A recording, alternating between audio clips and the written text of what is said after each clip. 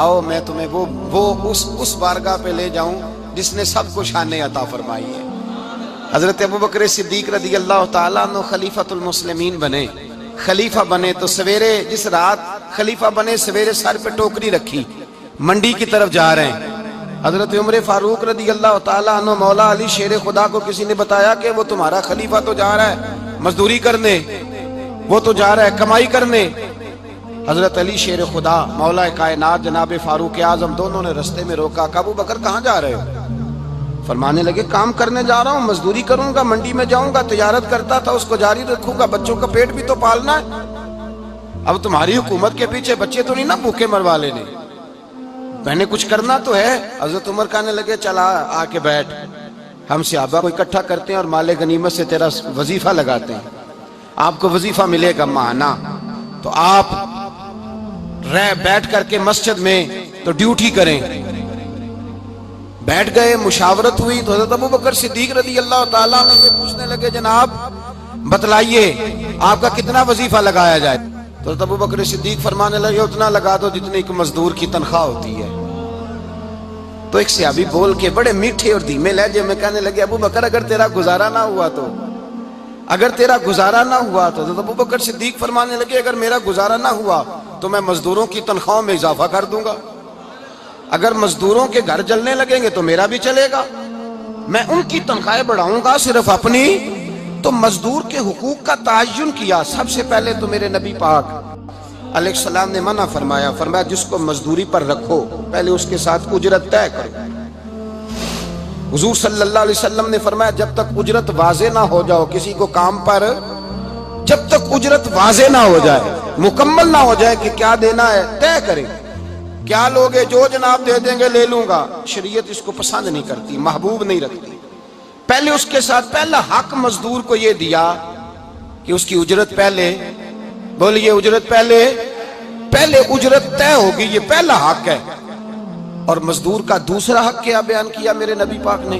فرمایا جب، اور یہ ایسی اعلیٰ بات ہے کہ جتنے حقوق لکھنے والے ہیں نا، جتنے بین الاقوامی سطح پر انسانی حقوق کا چارٹر بنانے والے ہیں، وہ کہتے ہیں کہ یہ ایسا نقطہ حضور نے بیان کر دیا ہے کہ اس سے آگے کو بڑھ ہی نہیں سکتا، یہ ایسی بات ہے کہ جس کی شرح بھی کوئی نہیں کر سکتا۔ میرے حبیب کریم علیہ السلام نے فرمایا پہلے طے کرو، اور کیا خوبصورت لفظ ہے، قانون بنا دیا۔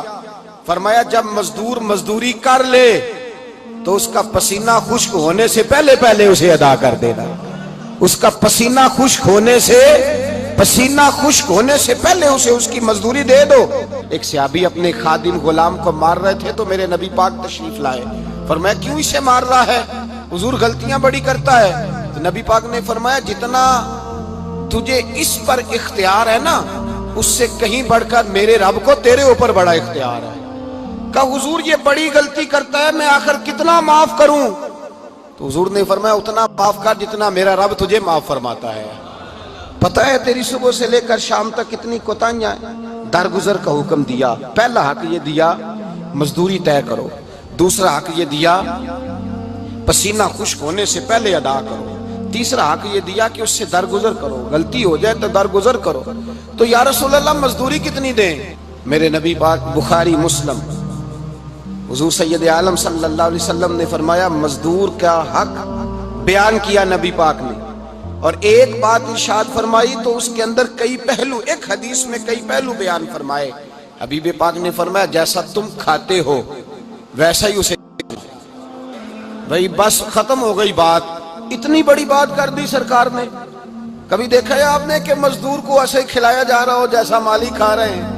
حضور نے فرمایا بھئی مزدوروں کا حق یہ ہے کہ جیسا تم نے کھانا ہے ویسا اسے کھلانا ہے، اور فرمایا جیسا تم نے پہننا ہے ویسا اسے پہنانا ہے۔ اور پھر میرے حبیب کریم علیہ السلام نے ارشاد فرمایا اس کی ہمت سے بڑھ کر تم اس پر بوجھ نہیں ڈال سکتے، جتنا کام وہ کر نہیں سکتا اتنا تم اسے دے نہیں سکتے۔ اور فرمایا اگر اتنا کام دینا ہے جو اس کی ہمت سے زیادہ ہے تو میں اس کے مالک کو کہتا ہوں وہ بھی اٹھ کے مزدور کے ساتھ کام پہ لگ جائے، اٹھے اس کے ساتھ کام میں شریک ہو جائے۔ مزدوری کا بھی تعین فرمایا، اور پھر اس کو کام کس مقدار کا دینا ہے، مزدور کو کس قدر زیادہ اس پر بوجھ ڈالا جائے گا، یہ بھی مصطفیٰ کریم نے بیان فرمایا۔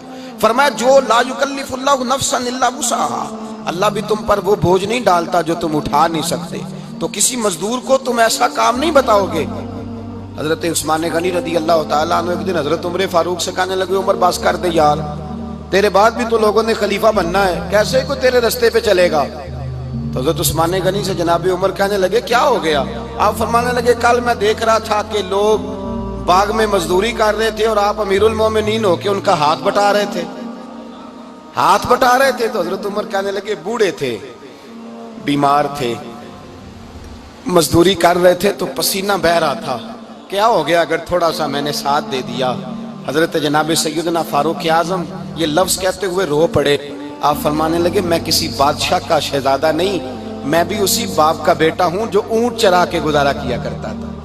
میں نے آگے بڑھ کے لوگ حیثیت بھول جاتے ہیں، اپنی حیثیت بھول جاتے ہیں۔ اللہ تبارک و تعالیٰ جب کچھ عطا کرتا ہے ان کا رویہ اپنے ماتحتوں کے ساتھ اتنا سخت اور جابرانہ آمرانہ ہو جاتا ہے، اس قدر زیادہ ان کے لب و لہجے میں کڑواہٹ آ جاتی ہے، اس قدر زیادہ ان کی طبیعتوں کے اندر سختی اور غرور بھر جاتا ہے کہ وہ احساس ہی نہیں کرتے کہ جو سامنے بیٹھا ہے وہ بڑا ایک دکھی انسان ہے اور وہ تکلیف میں ہے، وہ آزمائش میں اپنے آپ کو مبتلا سمجھ رہا ہے۔ حضرت ابو ذر غفاری رضی اللہ تعالیٰ عنہ فرماتے ہیں میں اپنے ماتحتوں کے حق میں بڑا سخت تھا، سخت تھی میری طبیعت، میرے غلاموں کی جرت ہی نہیں تھی کہ وہ میرے سامنے گفتگو کر سکیں اور ٹھہر بھی سکیں۔ فرماتے ہیں جس دن میں کلمہ پڑھنے گیا، جس دن میں حضور کی بارگاہ میں، تو میں نے کہا حضور کوئی خاص نصیحت؟ تو نبی پاک نے فرمایا میری نصیحت تیرے لیے یہ ہے کہ جیسا تو نے کھانا ہے ویسا ہی غلام کو کھلانا ہے، جیسا تو نے پہننا ہے ویسا ہی غلام کو پہنانا ہے۔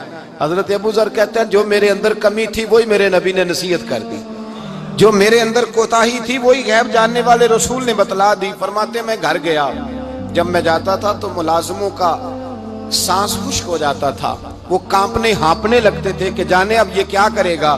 حضرت ابو ذر غفاری فرماتے ہیں میں گیا، ایک شخص سے میں نے کہا کھانا پکاؤ، کھانا پکایا، دسترخوان پہ لگایا اور اپنے سارے ملازموں کو کہا آؤ یار میرے ساتھ بیٹھ کے روٹی کھاؤ، آؤ سارے میرے ساتھ بیٹھ کے کھانا کھاؤ۔ فرماتے ہیں انہوں نے کھانا کھایا، پھر میں ان کو بازار لے گیا، جیسے کپڑے میں پہنتا تھا ویسے میں نے ان کے لیے بھی خریدے۔ فرماتے ہیں میرے غلام کہنے لگے آقا خیر تو ہے نا، خیریت تو ہے نا، کیا ہوا؟ مزاج مبارک تو ٹھیک ہے، کیا ہو گیا؟ اور یہ جو ہم فضا کو اتنا خوبصورت دیکھ رہے ہیں اور یہ جو ہم اتنی پیاری ریم جھیم برستی دیکھ رہے ہیں یہ جاری رہے گی یا ایک دن کی ہے؟ تو حضرت ابو ذر غفاری رو پڑے، کہنے لگے اب تمہیں ابو ذر غفاری بدلا ہوا ملے گا، اس لیے کہ اب میں وہ نہیں رہا، اب میں رسول اللہ کا کلمہ پڑھ کے غلام مصطفیٰ بن گیا ہوں، اب میں بدل گیا ہوں، میری طبیعت بدل گئی۔ غلاموں کے حق میں حضرت مولا علی شیر خدا غلام کو لے کر کے گئے دکان پر، حضرت مولا علی غلام کو لے کر گئے کپڑے کی دکان پر، 2 جوڑے خریدے، ایک کم قیمت کا ایک زیادہ قیمت کا، ایک کم قیمت کا ایک زیادہ قیمت کا، 2 جوڑے خریدے۔ جب واپس لوٹے تو غلام سے کہنے لگے تو اپنا لے لے۔ غلام کو پتا تھا کہ اس زمانے میں ہوتا کیا تھا، اس نے کم قیمت کا جوڑا اٹھایا۔ حضرت علی فرمانے لگے عجیب آدمی ہے، یہ تو تیرا نہیں، یہ تو میرا ہے۔ اس نے کہا حضور کس طرح سے؟ آپ فرمانے لگے تیرے لیے قیمتی جوڑا اس لیے خریدا ہے کہ تو جوان ہے، اور میں نے اپنے لیے اس لیے چھوٹا خریدا ہے کہ میں تو اب بوڑھا ہو گیا ہوں، مجھے تو حاجت نہیں۔ کہنے لگا حضور بوڑھے اور جوان کا مطلب نہیں، آپ علی ہیں، من کنت مولا فہذا علی، علی مولا، علی مولا، آپ چونکہ مولا علی ہیں اور آپ امیر المومنین ہیں، لہذا آپ نے تخت پر بیٹھنا ہے، آپ نے سلطنت کو چلانا ہے، آپ پہنیے۔